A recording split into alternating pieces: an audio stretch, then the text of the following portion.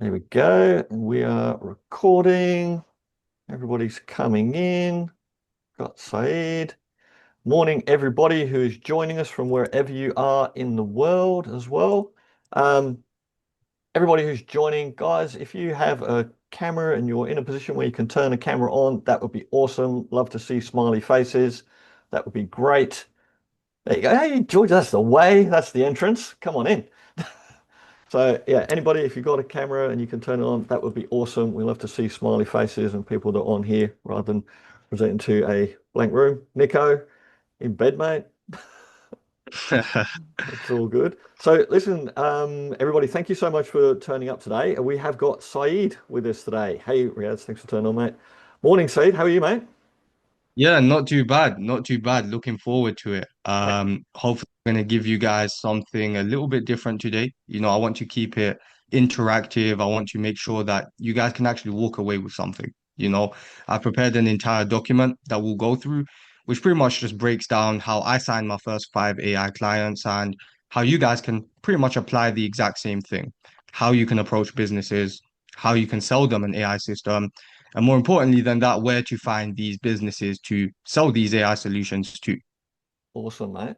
So I'm quite excited about that because we've done a lot of stuff like lately. We seem to have done a bit of a run of AI webinars and AI tech, and here's a different way of using AI for the video or chatbots or creating images or GPTs or whatever it might be.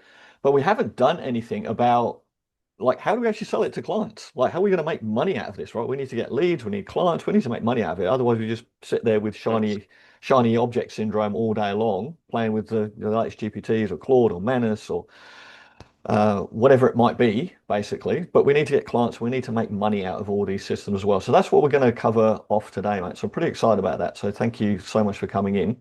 Before we do that and jump into it, do you just want to give people a little bit of your background? I know your background here, but do you want to just kind of introduce yourself, what you've done before in your agency, where you are now, and the journey that sort of brought you on here today? Yeah, so originally I started off as a real estate agent, and that was kind of my introduction into the go high level world. I lived in Denver, in Colorado for about 2 years. As you guys can probably tell from my accent, I am very British. Um, but yes, I started off in Denver. I lived there for about 2 years. I was a real estate agent, average US agent. I was pretty much struggling with finding leads. I came across a seminar on high level, started using it myself, and long story short, I built a pretty cool system that was getting me leads, booking me appointments, and more importantly, actually bringing qualified buyers and sellers into my calendar. Now, from there, I sort of branched out, offered this to other agents that were part of my team. I used to work for Keller Williams. And since offering it to one or two agents, I sort of saw the possibility of white labeling it and just ditching real estate entirely and helping other real estate agents with my exact system that's worked for me. Now, with that agency, it was named Skylineio. I scaled that agency to 50 plus clients. And right now, my main focus is on taking the exact same things that I did within my own agency to get me from 0 to 50 clients and helping other guys like you, helping people like you actually implement those things that I implemented myself to get me from 0 to 50. Because the tech stuff and all of that, like Gary said, is very cool, yes. But it means nothing if you're not able to sell it, guys, and if you're not able to monetize it, right? And that's the most important thing. How do you monetize it? And how do you do it properly in a way that's consistent to bring you new clients every single month? So, yeah, hopefully we can get into that a little bit deeper on this webinar here today. Yeah, awesome, mate. Thank you so much. And so you got a bit of a presentation to run through for Yeah, everybody here. yeah. Yeah, I've got a document that we'll walk through with these guys. That cool? Yeah, perfect, mate. Take it away, mate. Awesome. So Let's go, and if we'll ask questions. If anyone's got any questions, sorry, before we do get into it, mate. If anyone's got any questions, please pop them in the chat as we go through, or pop your hand up. We'll do some Q&A at the end as well. If anyone's got any questions for you, mate, if that's okay. Yeah, awesome. No worries. I'll come back every 5, 10 minutes or so and just check in with everyone that's here and answer any questions that we might have anyway. So let's get into it. I'm Beautiful. gonna share my screen. Just give me a heads up when you guys can see my screen. You see it, Gary? Yes, mate. Beautiful. Okay, Awesome. Cool. So I'm going to give this entire guide away. I'll drop the link inside of the chat towards the end of the webinar as well. But pretty much what we are going to be walking through, right, is the entire guide to landing your first 5 AI clients. Now, I call it a 7-step framework. Now, this is the same framework that I implemented to get my first 5 AI clients. This is not just theory, guys. This is the same framework that I used myself, and it is the same framework that I've used with my own clients who are also running their own agency now. One of those clients being Josue, who implemented this framework and signed 10 clients within 30 days. He's now making $30,000 a month. And within that first 30-day period that me and him started working together, he signed 10 clients, all paying him high ticket prices. I'm not really a big believer in charging 297 a month or 497 a month.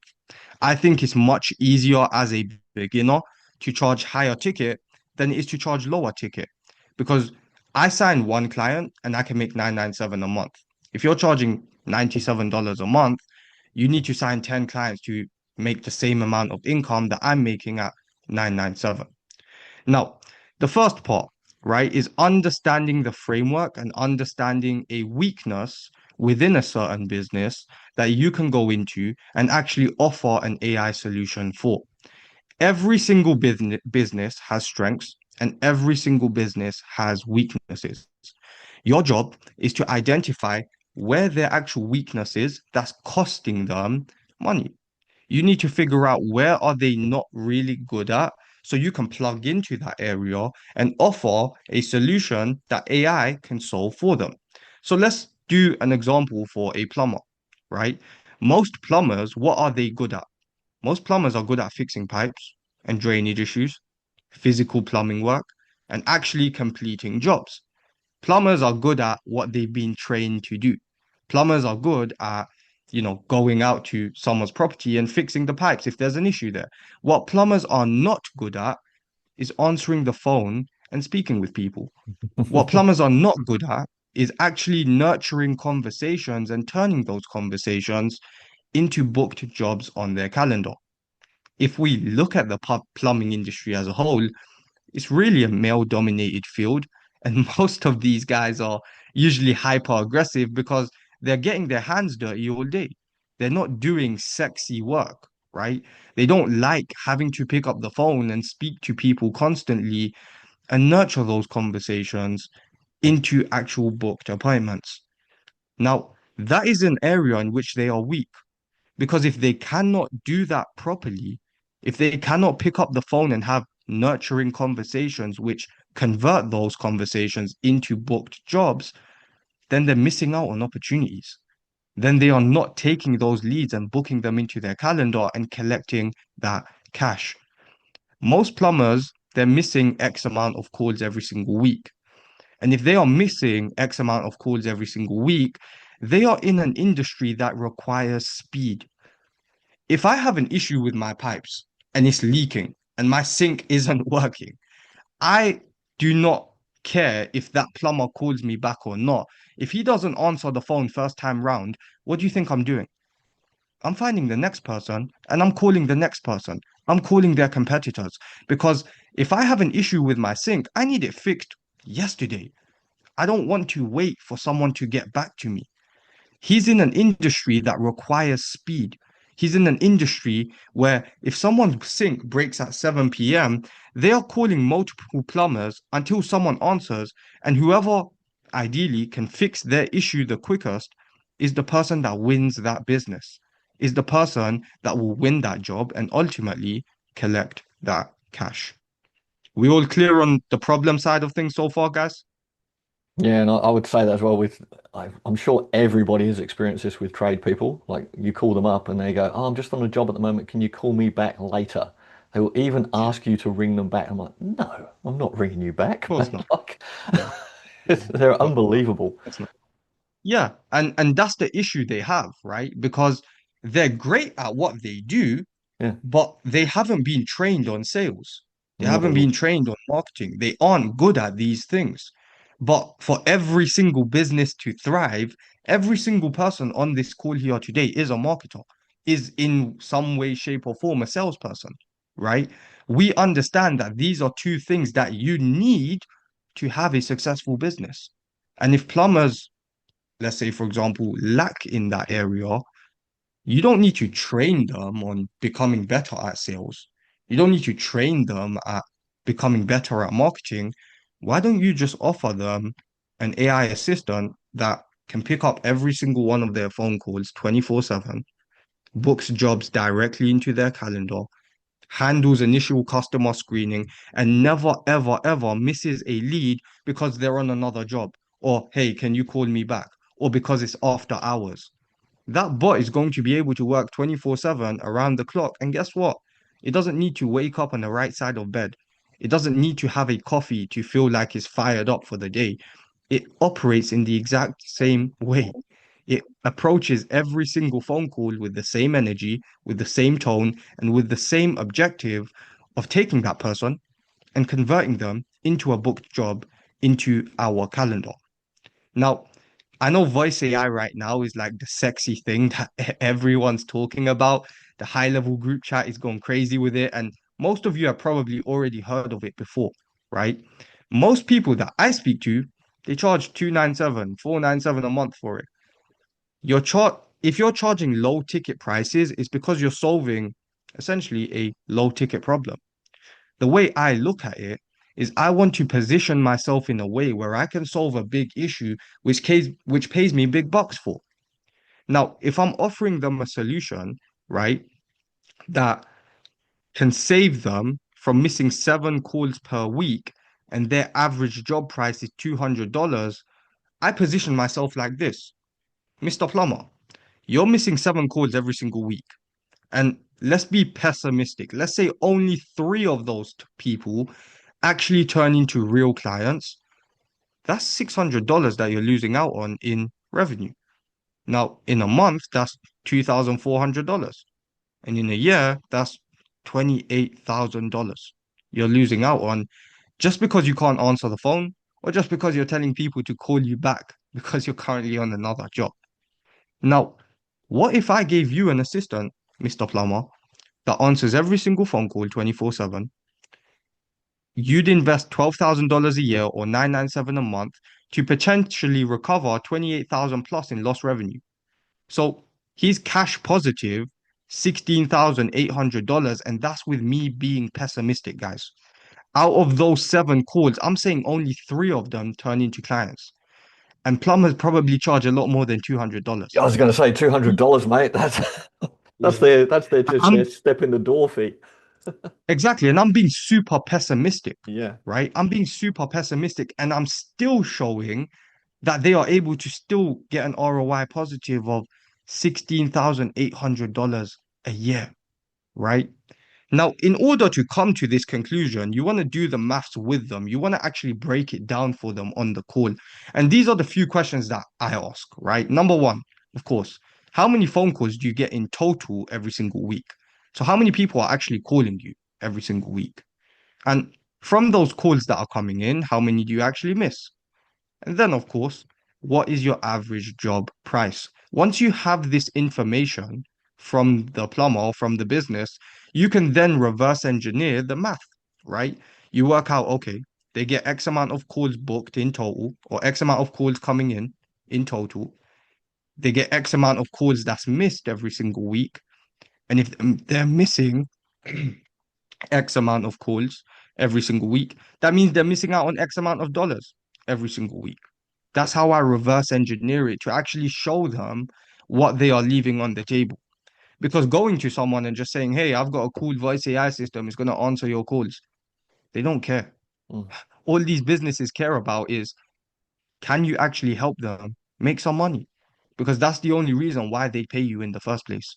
And if you cannot show them, if you cannot show them how you are going to do that, and if you cannot make them believe that they are even going to be able to do that, then they're not going to pay you. And they're definitely not going to pay you a high ticket price for it. Yeah. So making sure that they actually understand the math behind why they should pay you is really important. That Yeah. will make sense so far, guys? As I say, there's only really two things that people buy, and it's time and money, and then they want that to be easy. So they don't want to put in any Exactly. effort into getting extra time and money. So you got to show them that, hey, we're going to save you time. In this case, we're going to make you extra money, and I'm going to make it easy for you. You don't have to lift a Yeah. finger to do it, basically. Exactly. And what we are doing here, right, is we're offering a strength to what? The problem that we have identified within their business. We know they're not good at answering the phone. We know they're missing out on X amount of calls every single week. They're already weak in that area. Whether they decide to work with us or whether they decide not to work with us, that problem is still going to be there unless they address it. And that's how you create the urgency. You create that urgency by positioning yourself in a way where it's like, look, whether you work with me, whether you don't work with me, you're still missing out on those calls. Those calls are still going to your competitors, and they're probably collecting that cash. You're still going to have the same problem whether or not you work with me or not. So why don't you, right, input something into your business that strengthens you where you are weak? Not only are we going to help you save the missed calls, not only are we going to answer all the calls after business hours while you're at home with your wife, but now you don't ever have to answer a phone call again. You don't even need to speak to anyone on the phone. You don't enjoy doing that anyways. So we take one whole boring task that you didn't even enjoy in the first place. We take that off your plate and we actually strengthen you in that area because you're not very good at it anyways. So why don't we give you something that allows you to be strong in that area, which in turn means more booked jobs in your calendar, which in turn means more cash collected for your business. It's simple, right?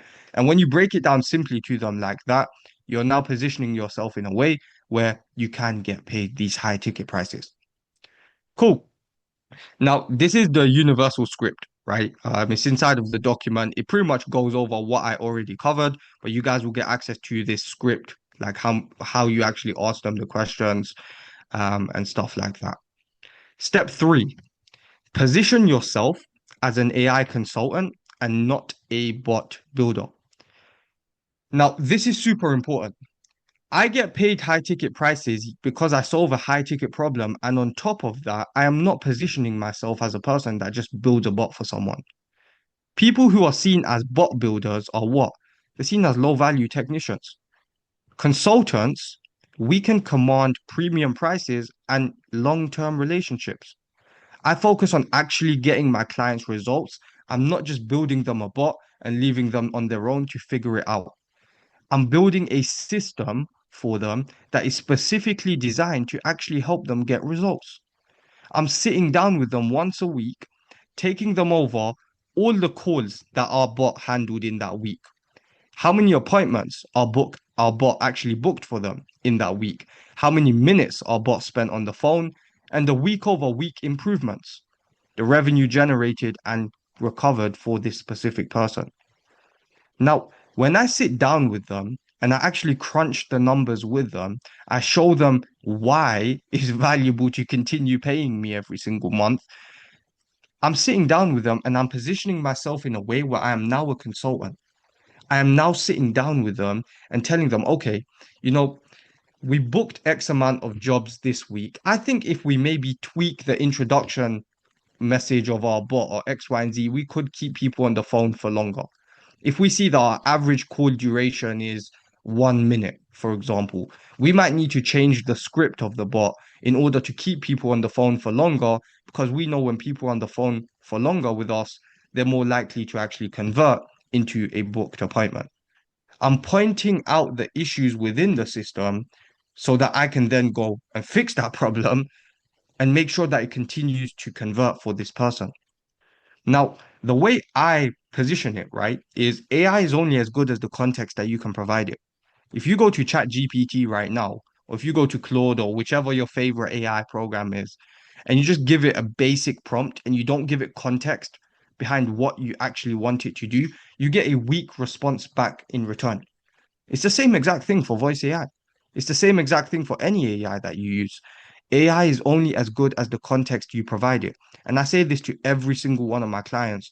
The first call that the bot will make will be the worst call it makes because it has no idea on what it is doing well and what it needs to improve on. But on day 100, it's going to be 100 times better than that first day. Why? Because it has 100 times worth more data. It has 100 times worth more reference points to look back at and actually say, okay, this is an example of me having a good conversation, and this is an example of me having a bad conversation. I obviously need to focus more on having more good conversations.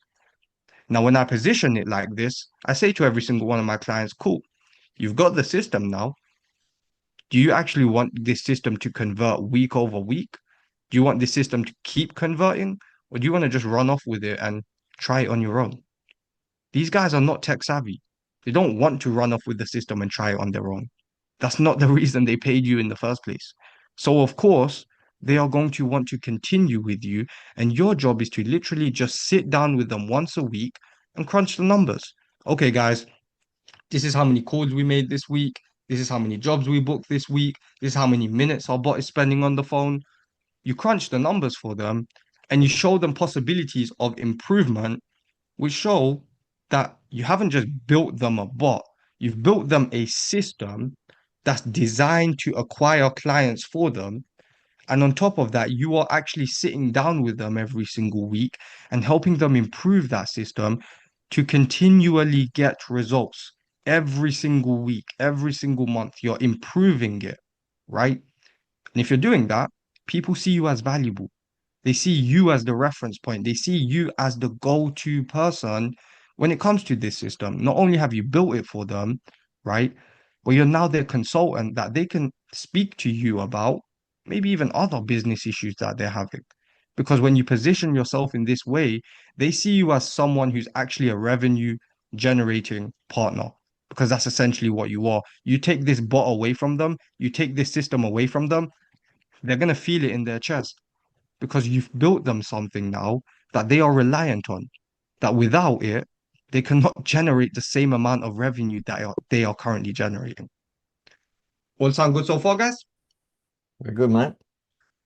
Cool. So, step four. Step four is the scalability secret, right? And in step four, we're going to be going over how to actually make something like this scalable because you don't want to be doing done for you, kind of. You don't want to be managing everything for your client. You don't want to be inside the weeds of your client's business 24/7. That's not scalable because you're one person. And one person only has a finite amount of time and energy every single day. You need to build something that's scalable. And the way I would do that, right, is just focus on getting one client. I think people are so focused nowadays on trying to do everything at once and complicating things for themselves and trying to sign 10 clients before they've even got that first client. Get that first client, sign that first client, and use that first client as essentially your lab rat.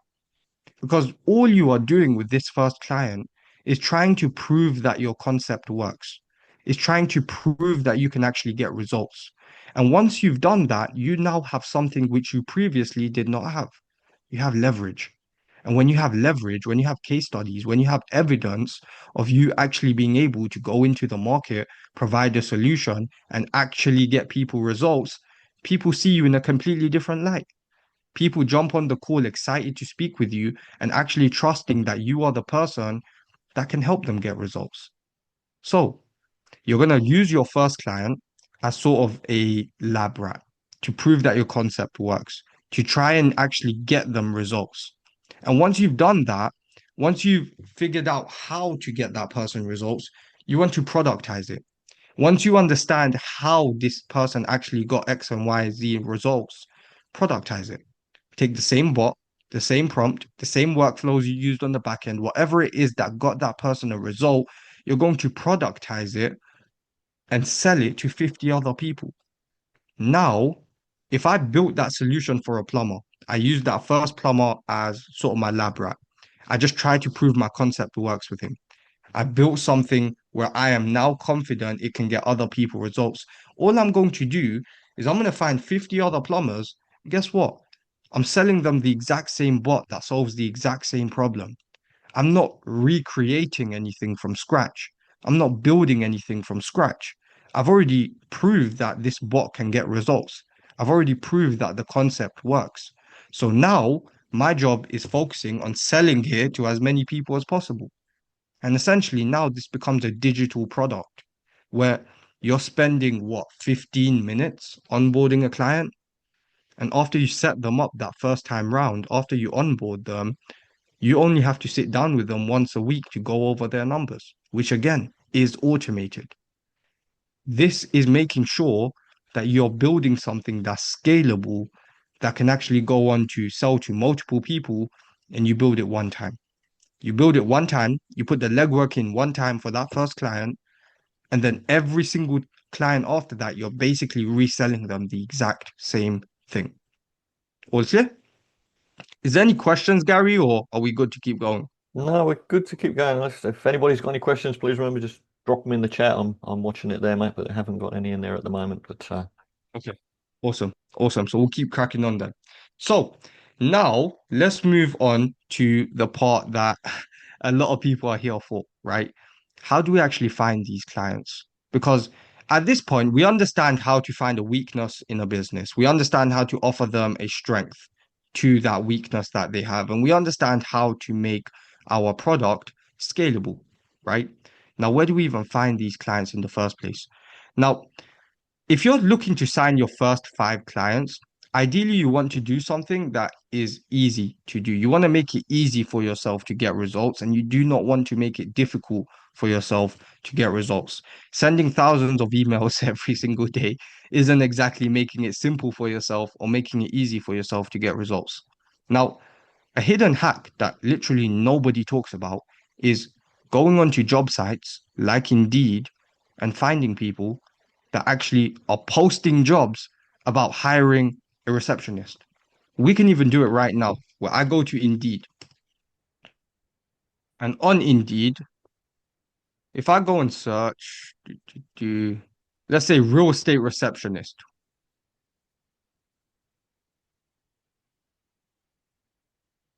I can see right here there's what, one, two, three, okay, 3 jobs right here, couple more actually.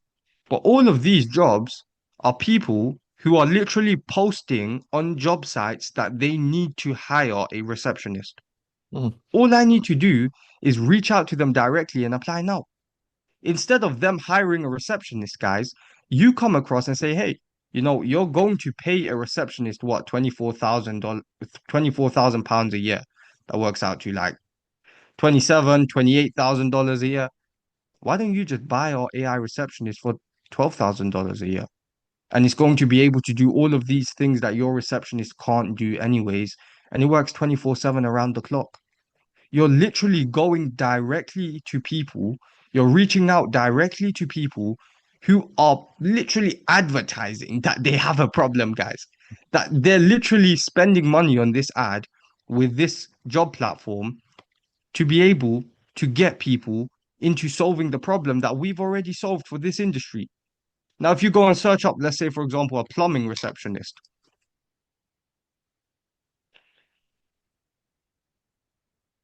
plumbing receptionist, whatever it may be, right? You'll see all these different jobs of people looking for people to sit on the phone, answer phone calls, or make phone calls and book people into their calendar. All these different jobs, you can literally clear all of them out. This is the easiest way to actually go and sign your first one, two, three, four, 5 clients because these are people who are spending money on actually getting others to apply to their role as a receptionist. You come across, you deliver your voice AI assistant in a way which is more valuable than what that receptionist could have delivered for them anyways, right? So key search terms I would look for like outbound dialer or phone receptionist jobs on Indeed. There's a bunch of different job platforms out there. It doesn't need to be Indeed. There's so many different job platforms out there. You can literally just go onto Google and just search up receptionist jobs for real estate or plumbers, and it will just show you a ton of different listings. All you need to do is reach out to every single one of those guys. When you apply to them, show them your AI solution, literally send them a link to have a conversation with the bot. Now, the bot is basically interviewing itself to that person that we've applied to. They're having a conversation with the bot. And if the bot is built correctly and that person gets wowed away, now they come to us and this person already knows what we do. They already know that it can actually get results. They already trust it. They've had a conversation with it themselves. And that leverage that I was talking about earlier puts you in a position to be able to charge high ticket prices for it. So 24/7 phone receptionist for plumbing company, never miss another call. That's like a job title when you're applying that you can use. Um, and then in the description of the job, and I've attached like a cold outreach script that you guys can also use, right? Step six, there's a bunch of different niches that I've included. So like HVAC, lawyers, restaurants, medical practices, all these different people who have all these different problems, who all need a solution to their problems. And then I've included a implementation roadmap, right?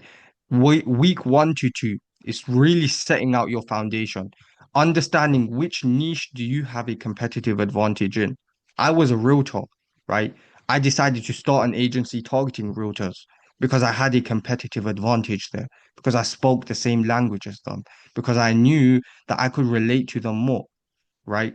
Research common pain points, understand what is the weaknesses within that niche that you have decided to target.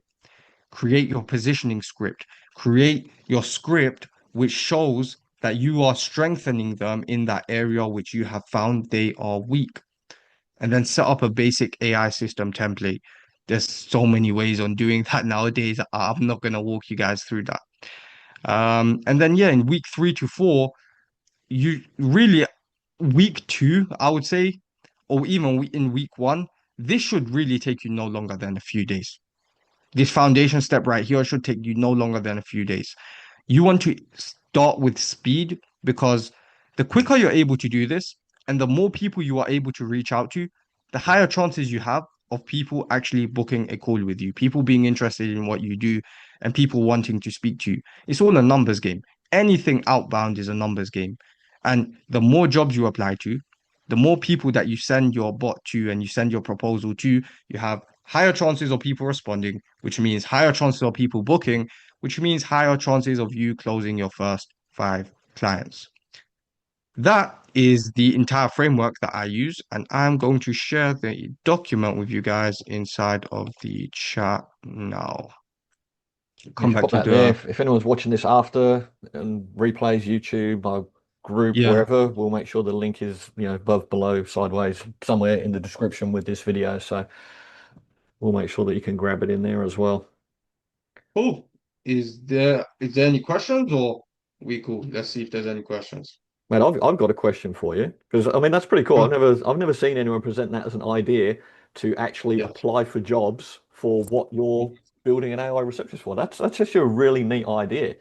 So if you were Yeah. going to do that, I think you kind of said it there anyway, but I just want to clarify that the way that you would do that is, can you go back to that email that you had for a second on your document there? You Yeah, had like yeah, a sure. Give me a minute. template email said, "Hey, I'm applying for your job, whatever it is, receptionist." Yeah. So obviously you want to tailor it a little bit more to be a little bit more specific, right? So Yeah. like, hey, notice your whatever you are in area, quick question, how many potential customers do you think call you when you're already on a job or after hours? Now, this is going to be a little bit different because you're reaching out to people who have already posted a job, right? Now I'll put like a standardized email that you can send out to apply to jobs as well. But really, all you are doing is you're copying and pasting this same script for if you're applying to plumber receptionists, you're sending the same exact message to all these plumber receptionists, right? And what you can do is you have a simple message like, hey, we noticed your job listing on Indeed or whatever it may be. What if we could actually implement an AI assistant into your business? You don't ever have to look for a receptionist again. It's going to answer all your phone calls. It's going to book all these people into your calendar, and you don't have to deal with someone, off days or not waking up in a good mood or all these different variables that apply to humans. I sound like the Terminator right now. Um, but you don't have to worry about all of these variables. We're just going to implement something that is directly going to get you results from day one, and it never ever switches off, even after hours. It's 24/7 around the clock. So I think that's a good idea, Gary. What I'll include inside of here, as soon as we jump off as well, is like a standardized job application that people can use so they can take it and add their own spin. Obviously, it's going to be different for the niche that you're applying to, but yeah, it really is a good idea. And it's like a hidden hack that not a lot of people use. And that's exactly why you should be using it because no one else is. Yeah, well, what I was thinking is, and you had it in your framework there anyway, so maybe this is part of your steps anyway, like set up your standard AI receptionist, and I would be having in that email, I'd have my standard AI receptionist set up that would, if someone rings it, it says, "Oh, hey, my name's Jenny. Yeah. I'm just interested in the job. I'm looking to work as a receptionist. I don't have the Mhm. full details about your business at the moment, but I can learn really quickly and I can be ready to start with you tomorrow. Ask me any Exactly. questions that you'd like. I'm always here ready to help." Whatever. Just have some very friendly receptionist there who's not going to be specific. They're not going to know the name, but I would have that and a phone number in that email that says, "Hey, if you want to give us a call, we'll pick up your phone 24/7. Give us a ring and just interview us now," and have that prompted for a receptionist that's interviewing for a job. You can't give it specifics exactly, so you'd have to have it be a little bit generic. And then I don't. This I love the idea, mate, because this makes me think of even the next steps. Is be like, okay, so if someone Yeah. rings that, they're going to come into high level. I'm then going to send them a text message after they've Exactly. called me and says, "Hey, thank you so Yep. much for interviewing Jenny. Where would you like to Yep. go next? We can also do And automated follow-ups for you to your calls." You know what I mean? And then they'll be like, "Oh shit, I've just spoken to Jenny, and now Jenny's yeah. texted me." Like you could blow Yeah. people away with that if they make that call. 110%. You hit the nail on the head there. That's the whole aim of the game, right? Yeah. You now convert that interest. All you need them to do is like either pick up the phone and actually call our assistant or click on our link.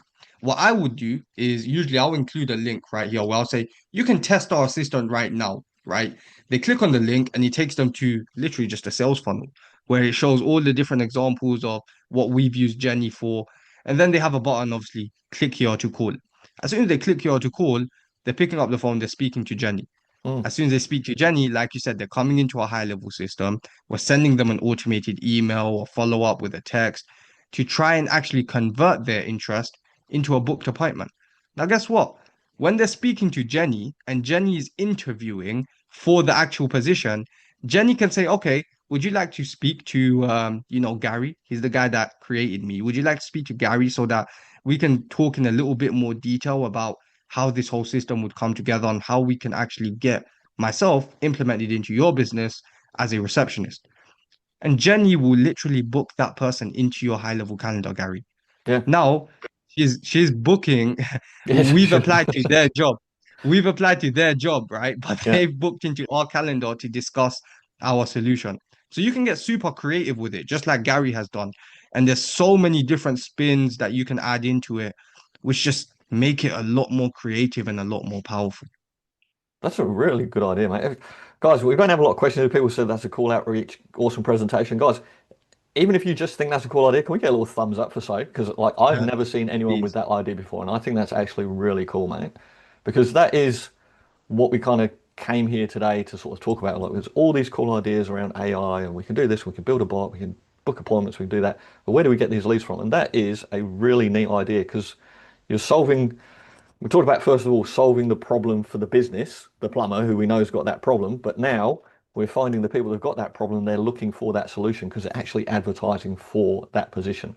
So that's a great little intro. And it is a numbers game. And I think we all Yeah. need to understand that too and go, yep, not everybody who's Yeah. applied for that position is going to want an AI receptionist because they're going to say, oh, no, wait, we actually need a person because we want someone here who's going to file something. I don't know, whatever they want to do as well. But there'll still be a number in there.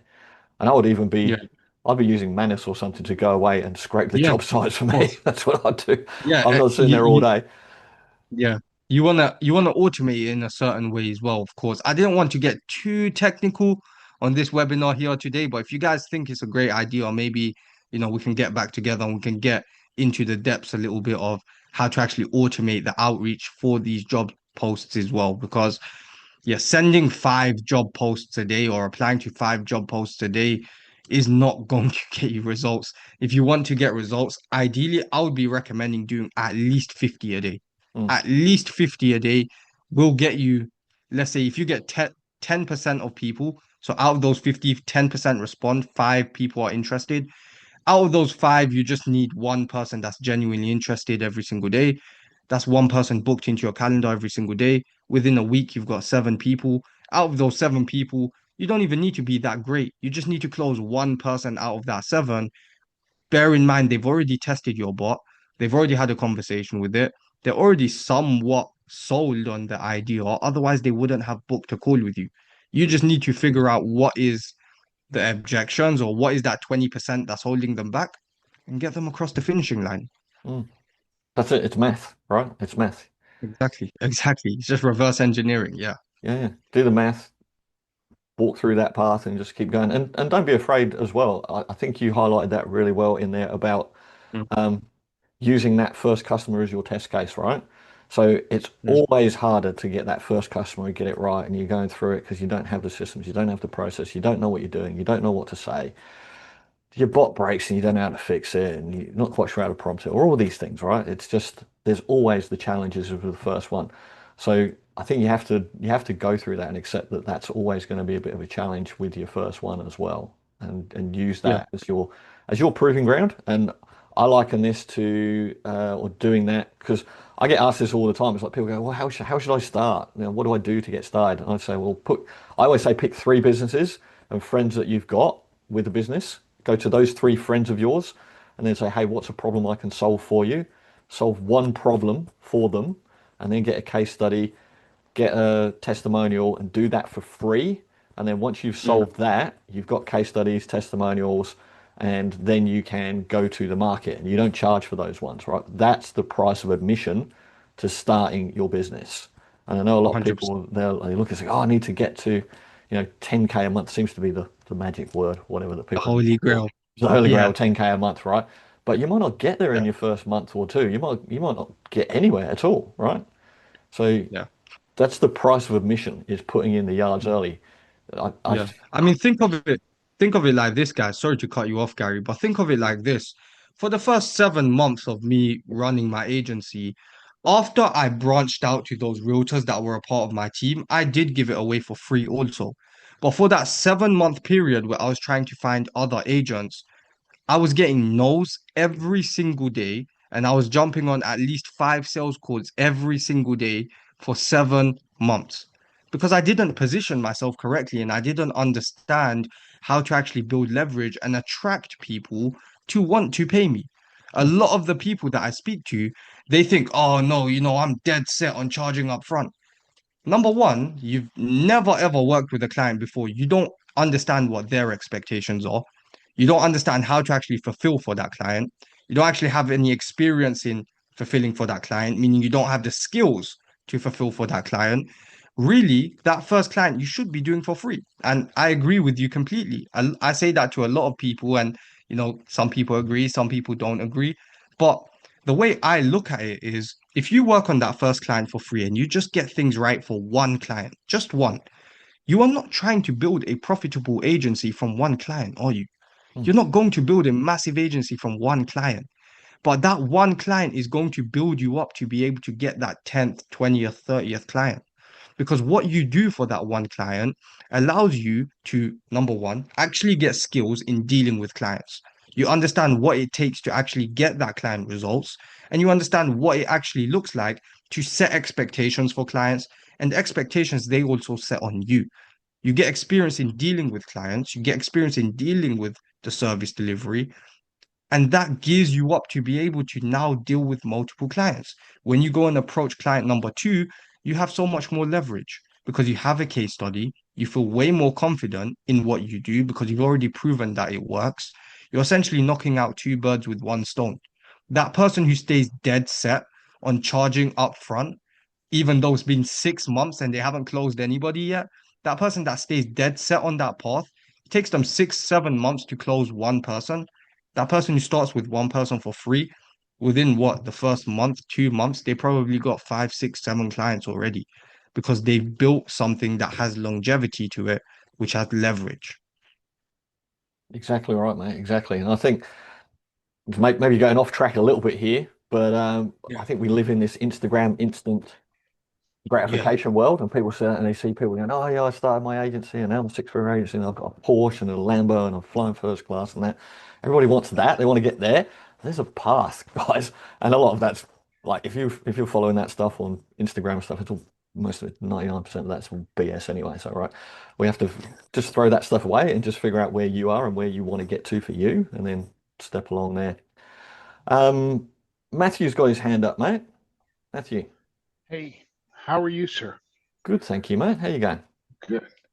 I'm sorry I'm in late, so if I miss something, just hit me in the head and I'll go home. Are you all right? What bot is being used? Is this your bot that's being used for this, or where does the AI come from? Well, we Yeah, didn't, so yeah, we didn't talk specifically about what the tech actually is, but so I don't know if yeah. you got some preferences or what you like to use. Yeah, so I didn't actually go into the technical side of how to build the bot or what system we're using. I kind of focus more on the fundamental pieces because I feel like all those things that I went through here today ideally are more important than the actual system itself starting out. Because a lot of people, they spend so much time focusing on the sexy object or building the best system in the world, but they don't Okay, actually end up going and selling it to anybody. So sure. ideally, right, what you want to do is you want to get that first client who like you either do it for free or you do it at a discounted price and you build a system off the back of that first client. Like I said, that first client is your lab rat. Of course. Yeah. I, Okay. I think that So, with the tech as well, Matthew, it doesn't really matter what you start with. You're probably going to Yeah. change what you start with today. You're probably going to be using something different in 12 months because you're going to find a better piece of tech. So, for example, and I was having this conversation with, I actually forget who it was with the other day, or one of the webinars I was doing. I think it was on a podcast with Vit. We were talking about like the difference between high levels AI versus mhm, one of the specialist bots like CloseBot, for example, and okay. the differences that there are. But you can always get started with the internal bot in high level, and then you'll figure out, oh well, there's things that doesn't do that CloseBot do, but you don't know whether you're missing something for a client because no client's asked you for it yet. Right. Right. Now, just out of, don't you have a bot? Don't you have some portion of your like, yeah, when I was on a call about a week ago, you were talking about taking two SIM cards and setting them up with a bot to go back and forth to warm up a card. Yes, correct. So we have an AI chatbot that we give away to all our clients. So if they purchase our SMS servicing, then we provide Okay. an SMS bot for free. Yes. Okay. Can that bot be used?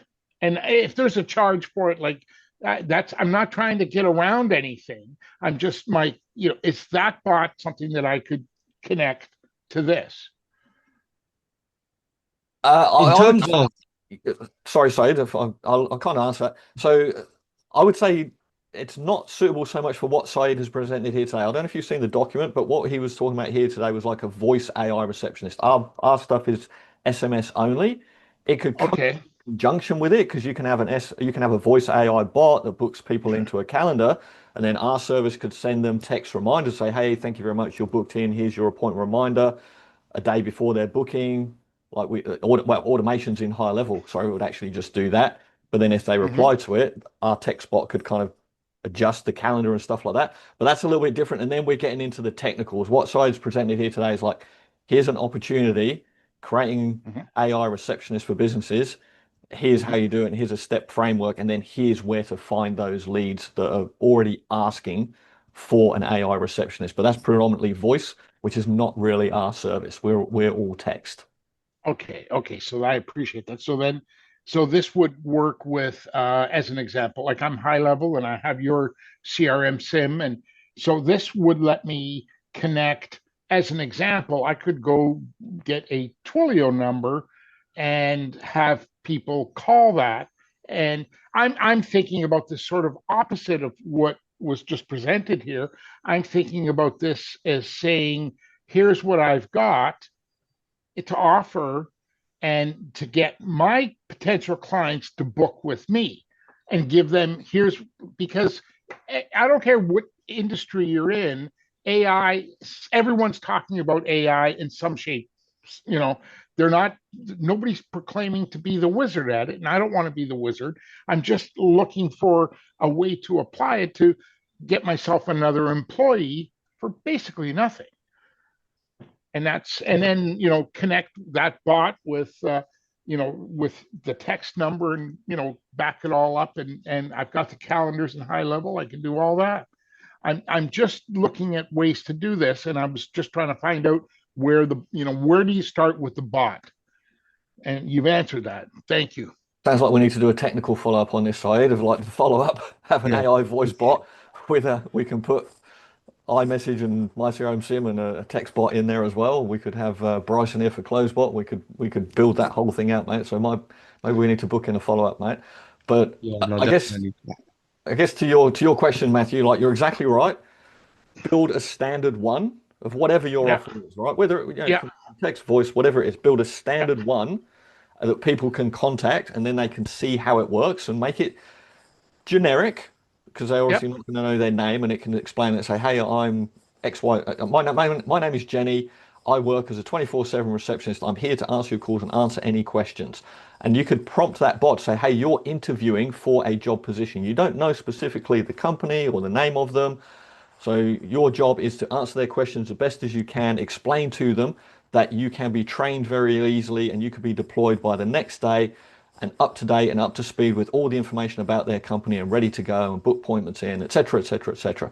But, and maybe you missed it, maybe you weren't here on the call, what Syed presented, and I would recommend if you look in the chat, there's a document that Syed presented through, is where to go and find the people that are looking for that. Because building it Okay. is one thing, but how do you get people there to actually that are interested in it? And that's what Saeed really presented above and beyond the tech point here Okay. today. I'm looking in the chat. I don't see anything there. If you want me to resend it, I can do that. Yeah, just drop it in the I'd in the bottom of appreciate. the chat Yeah, again there, mate. That would be cool. Yeah, no I'd worries. appreciate that. And I just just out sent of that in there curiosity, again. you're okay? So now I understand the difference between your bot is SMS, Gary, and then you're this. We're talking. This presentation was about voice bot.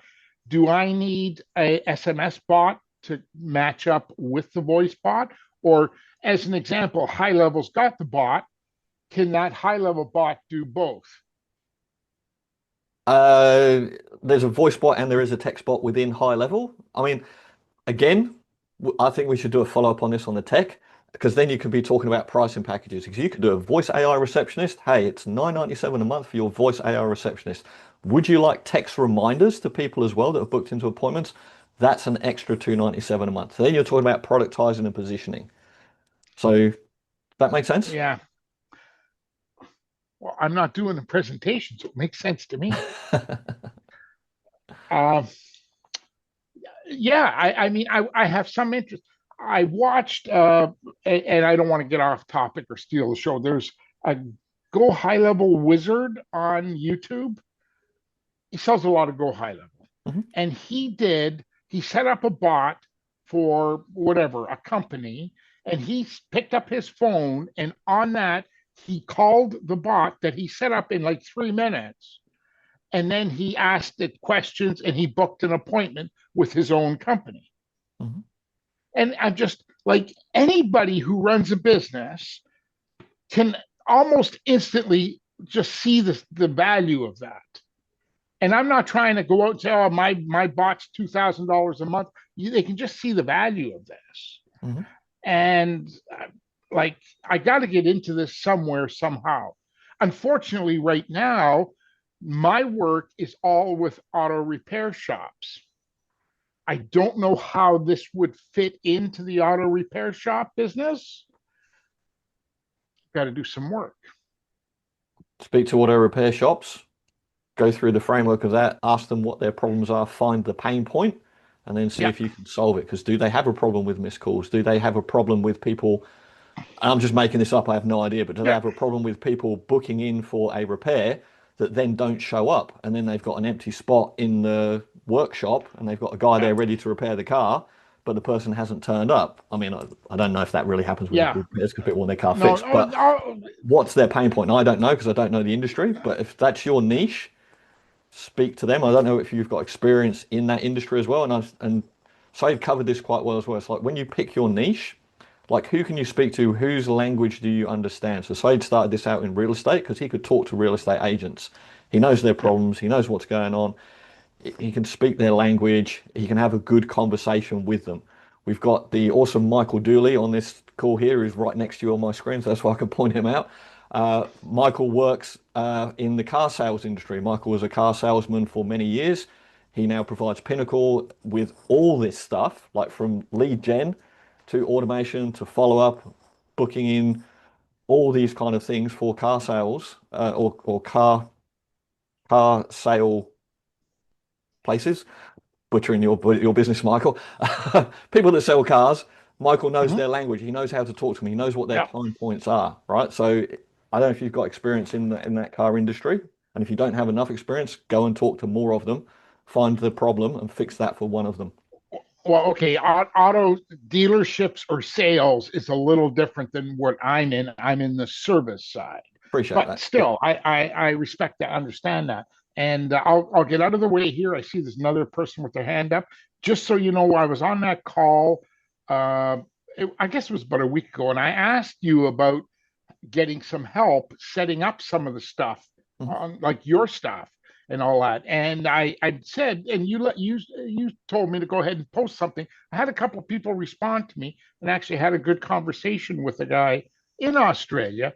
And he spoke, I was sort of surprised. He spoke very well of you. Hey, well, is that Why is that a wouldn't they? compliment? You Gary's the surprised you best. spoke well of me? It was his name was Daniel. I forget his last name. His name was Daniel. He's a customer of yours, and he just said all your stuff you did was solid. It works. Just follow Gary's instruction.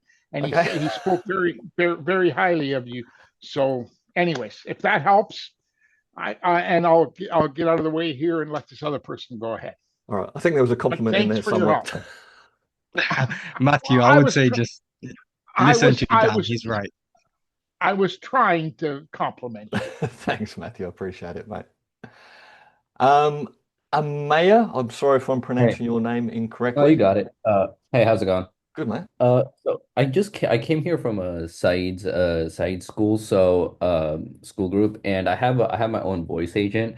And the way I'm doing outreach right now is through email marketing. But for me, my issue is that the email addresses, whenever I'm doing like a scraping on Google Maps, the phone number is always there. The emails are very rarely there. The emails bounce back, all those things. So I'm looking to maybe switch my outreach from email to kind of like to through SMS. And I'm a little familiar with kind of my CRM. I haven't, purchased it obviously, but I guess my question is for like Saeed or you as well, Gary. Do you, if I go through like my CRM, do you think I can use that for outreach and then use kind of like if I'm, for example, targeting plumbers, text them saying that, hey, we have a bot that can we have an AI that can do all the receptionist, kind of takes care of your receptionist, then book them through a call you through the kind of my CRM SMS system and instead of, the email marketing I'm doing and then use kind of Said's bot to actually do the fulfillment. I'll let Said take it. He's one of our top affiliates. He helps people do that. Talk to Yeah. Said. If you're in his school group, chat to Said, mate. Yeah, I would say that's a little bit technical, Amaya. Sorry if I butchered your name, by the way. But yeah, drop me a message on school. I would say we can pick up that conversation over there. It's a little bit technical. Yeah, Um, I might have described it a little bit more complex. I guess basically what I'm saying is, obviously I'm familiar with your work site. I'm not that familiar with my CRM. I'm asking Mm. if kind of can my CRM replace the email marketing I'm doing with just SMS marketing? in terms of replace, right, you really need to look at the numbers that you are doing right now with email. Because if you, with my CRM sim, can it work? Yes, but there are limitations with it as well. So what I've seen is if you are trying to do a volume of text messages, the best thing for you to do would probably get a business SIM plan because getting a normal SIM plan for a phone the fair use policies on most carriers is super strict. They do not like automated messages. And yeah, it can be pretty tight working around that, and your number can get shut down pretty quickly. If you're trying to do volume, I would always recommend getting a business SIM. For most of the people that I have referred to my CRM SIM, I tell every single one of them, get a business SIM because the sending limits on business SIMs are typically a lot higher. And they are expecting you to be doing business activities through that SIM, right? So can it? Yes. Again, it really depends on a lot of variables as well, which we can pick up on my school. Yeah, Gary, I'm on the myCRM site right now. Is the plan you offer, I see you offer SMS for 97 a month. Is that a business SIM that Said was talking about, or is that a regular SIM? That's not a SIM plan. We don't provide the SIM card. So what we Oh, provide is the integration between high level and the phone. You bring the phone and the SIM plan. We are the connection in between. That's what we provide. Because we can't got it. provide SIM plans because I mean we're in Australia. We can't provide SIM plans to people in. Are you in the US? Yeah, yeah, I'm in the Yeah. US. So like you're in the US, like we can't provide SIM cards for people in the US or anything like that. You have that and you will physically have that yourself. Got it. Okay, makes sense. Thank you. No problem, mate. Yeah, chat Okay. aside, I know you've got a bunch of training and stuff like this in your school and whatnot, Syed. So you should pop your links actually, Syed.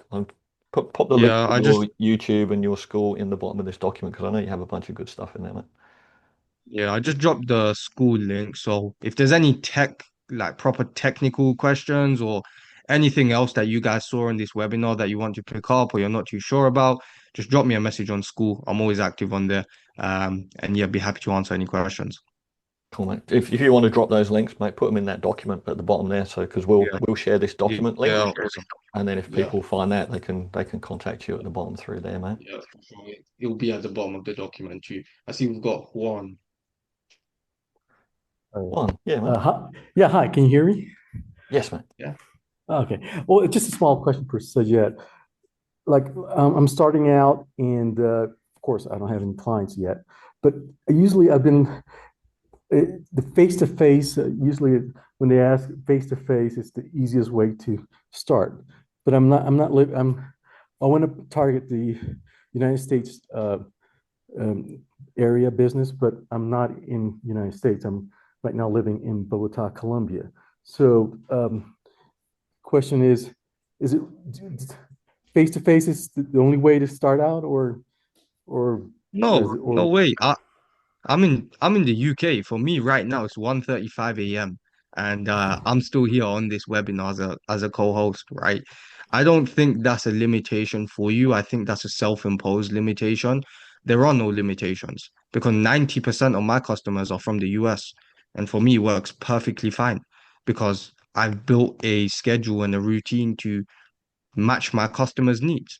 So I don't think like face to face is the only way you can start out. Like I literally just gave a whole framework today where you never ever need to meet someone face to face. I've never ever met any one of the clients that I signed for my agency face to face, and I went from 0 to 50, right? So you don't need to meet anyone face to face. If that's something you want to do, yeah, I mean, but think about how scalable that is again. How many people are you able to meet every single day?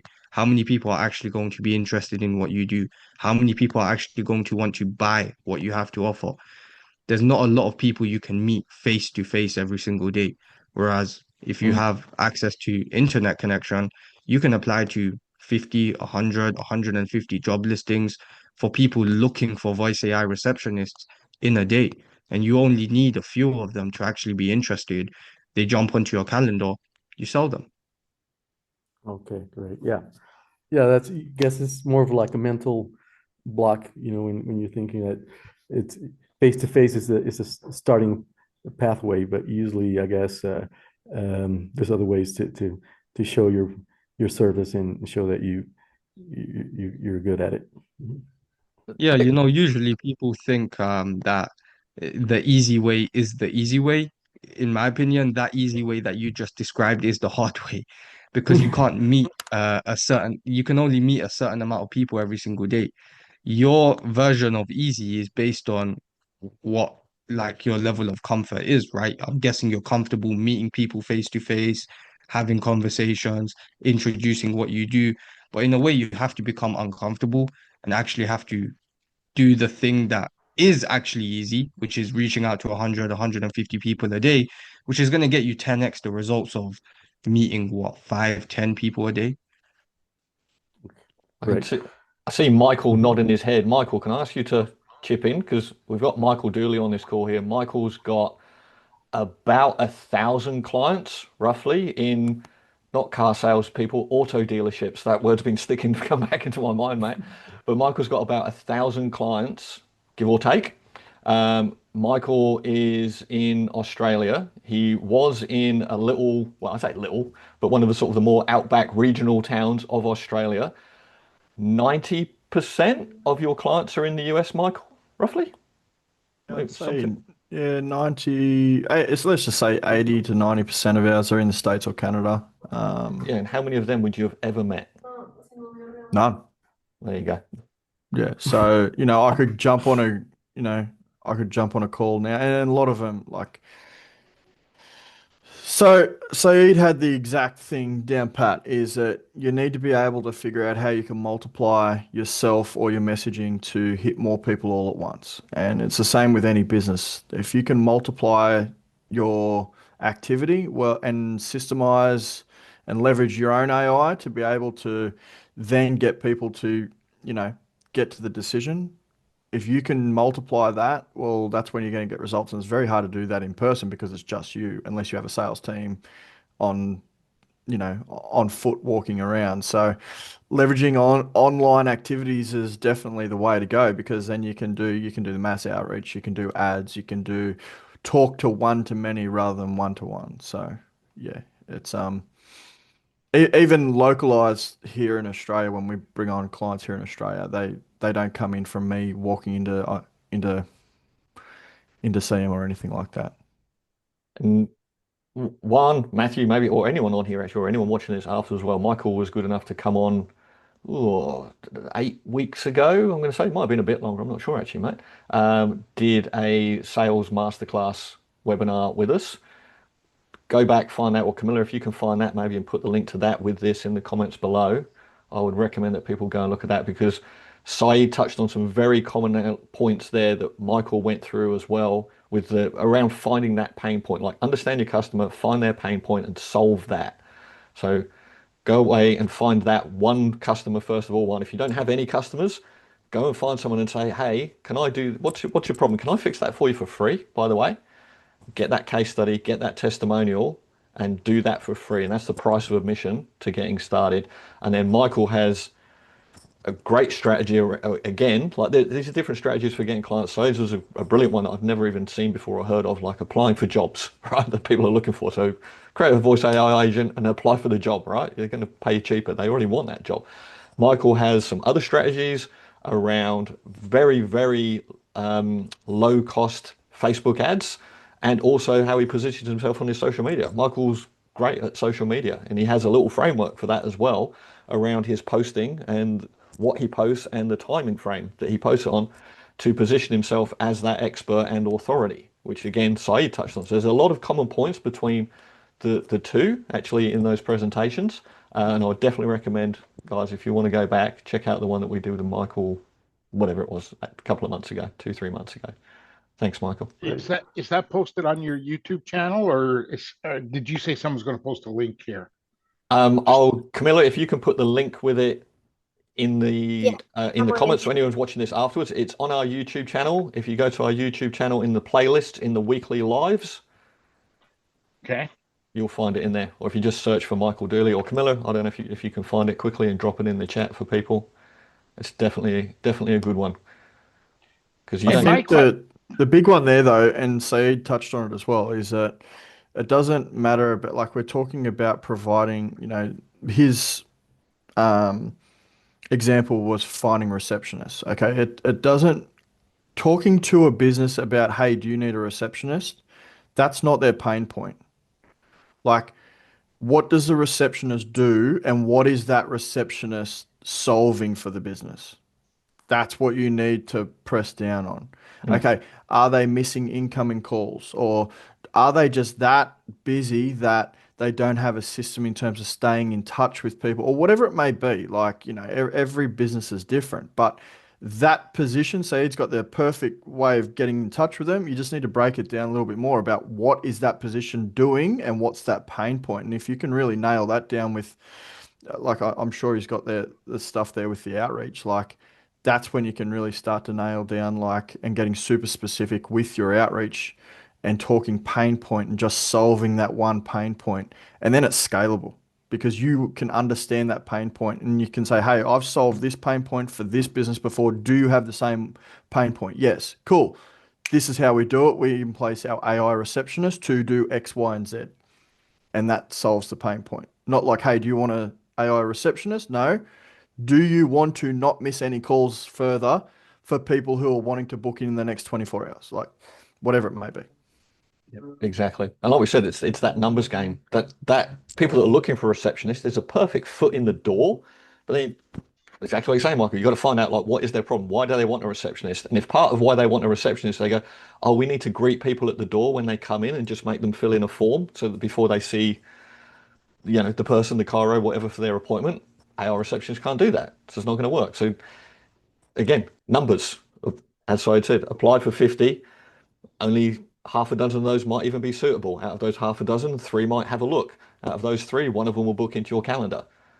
So the numbers, they're not all going to be suitable just because they are looking for a receptionist, but then you just drill into it and find out the ones that are. And there'll be certain ones that are. Work the numbers. Does that help, one? Sorry, mate, we've gone off on a tangent for you there, mate, but hopefully that helps for Yeah, you. yeah, sure. That giving me a lot more optimism. Awesome, mate. Awesome. Thank you, mate. Okay. I had a quick question to Michael. You're selling people who sell cars. You're not just selling them a text number. You must be selling them some sort of platform. Like, are you go high level, or are you selling them an agency or a spot, or how do they use what you sell them? Yeah, so Pinnacle, which is our stuff, it comes in two parts. So we have two levels. One is for an individual sales consultant, which is basically we set them up as their own micro business inside of the dealership and then give them all the coaching and assistance on the back end for them to run that micro business. In terms Okay. of what Pinnacle is built on, the base of it is high level, but we have so much custom stuff on there. It doesn't really reflect high level anymore when you look at it. The Okay. higher stuff is for a dealership. There is a done for you component to that as an add-on, and then there is also an add-on then for for voice AI and things like that. That's a bigger add-on on the back end. Um, yeah, so there's two levels, and then there's add-ons from there on. Ah, great. Camilla's dropped And the replay to Michael's session in the chat I there. So just go and saw have a that. look at that. Yes, Because I again, will. we didn't really get into this. We touched on a few things. Said's focus here was like, where are you going to find some leads? And I think he did that really well. But again, he did touch on some things and we went on it on the back end. It was like, okay, well, what kind of packages can you sell as well? And we spoke on that so that we could do voice AI and then you could add text follow up afterwards.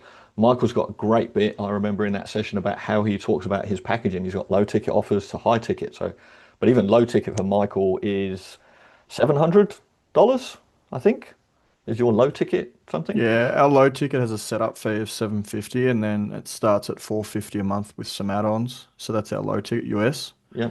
And then our high ticket, um, yeah, we've got some setup fees that are 25K, and then yeah, per month plus, yeah, plus. Yeah. So packaging, positioning, pricing, there's all these things. Technical setup, go and find those first clients, solve a problem for one. You'll learn the rest along the way as well and figure that out. I got it. I just have one last question. I'll get out of your hair. Michael, who in the US are you using for your SIM cards, like SIM plans, and Canada? I have no idea what's going on in Canada. No Just idea. looking. We get all of our users to do their own. Oh, I see. Yep. So, and Gary knows this as well. So we basically used Gary's stuff and we did like played around with his onboarding document with the white labeling side and just did it as a white label thing. And it's up to the users. If they want unlimited SMS, they can onboard themselves and they can go through the sequence. We're not like it's up to them. If not, and they go over their allocation, well, they'll be rebilled and they'll be multiplied on the rebill. So it's Sure. completely up to them. Yeah. Sure. Okay. No, thank you. Appreciate that. No, I'm breaking into a different part of the market, and this gives me like I don't have to say to a business owner, well, I got to wait 3 weeks for Twilio, or I can get them going tomorrow morning. Yeah. You know, put it The on thing a with card us and and go. why we didn't do the full done for you with myCRMSIM, I love myCRMSIM and Gary knows this as well. But the reason why we didn't really do the done for you side is it was just a little bit harder to do at scale. That's the only thing for us to have so many phones and so on. So we're very big on pushing it out there for everybody, but it's sort of But impossible to have a couple thousand SIM cards Yeah. in Plus, with and all your you don't clients have. in the States as well, because they need the number in the US. exactly. You Yeah. don't have an office States, there in the US. Canada. Yeah. They've So got to have they can that just do their own. phone in that country to get the card registered as well. Exactly. So they just Yep. buy it themselves, set it up, connect it. We have the instructions for that, and they're good to Yep. go if that's what they want to do. Yep. Great. Okay. Appreciate that. Awesome. Thank you Thank you. for chipping in, Michael. Really appreciate your input there as well, mate. Saeed, mate, any last words? I think you've put in the document where people can find you. We'll make sure that we share that. So anyone who wants to go through those steps, definitely go through that. There are plenty of other things, Saeed. I reckon, mate, we should book in another session. Let's set up that demo bot and have a little follow up with some text messaging on the back end of it. We'll do that with you. Yeah. And maybe we can go into that positioning and pricing a little bit more as well after that. Like what's the next step here? How do we get people once they've made that phone call? Maybe we'll do that and show that in a part two. What do you reckon, mate? Yeah, for sure. That sounds like a plan, to be honest. I think now you guys have the foundational steps. You need to go and implement these steps though, right? You can't just sit on these steps and expect it to just like, okay, I have the information and I'll get round to it. You guys sat through this webinar for an hour and a bit. So the least you can do is take the info that we gave you here today. Michael's chipped in a little bit, Gary's chipped in a little bit. We've all tried to give you a few pieces on what you can actually implement today to start actually moving that needle closer towards your first 5 clients, 10 clients, whatever it may be. Part two, I think we'll jump into the actual technical side of it. I think that's what a lot of questions are coming about now. So we'll go into the technicals in terms of how to actually build the system. Also on the back end, let's say partnered with myCRMSIM, sending out the text messages, having the bot remind people, respond to their questions if they text us, all of that good stuff. We'll have like a second session where we just show how the whole system is built, how to price it, and the demo you actually give to people when you get them on an actual sales call. Beautiful. Thank you so much, Saeed. Thank you everyone for coming along. Thank you for your No worries. questions. If you're watching the replay, check out the document, the link below, wherever it is. Connect with Saeed in school, his YouTube channel. Hopefully you're in our Facebook community or our other community. If you've got questions, you can ask Saeed, you can ask us. Like, we will help you through those things if you've got questions as much as we can, guys. So there's a great opportunity for you to get out there with that one. That just follow that simple framework that Saeed's taken. Take the first step. Like, how do you eat an elephant? One bite at a time. All right. Yeah. There you go. Thank you so much, Appreciate it. everybody. Appreciate it. Take care. Thank you very much, everybody. Bye. Thank you, Michael. Bye-bye. Appreciate all your help. Bye-bye.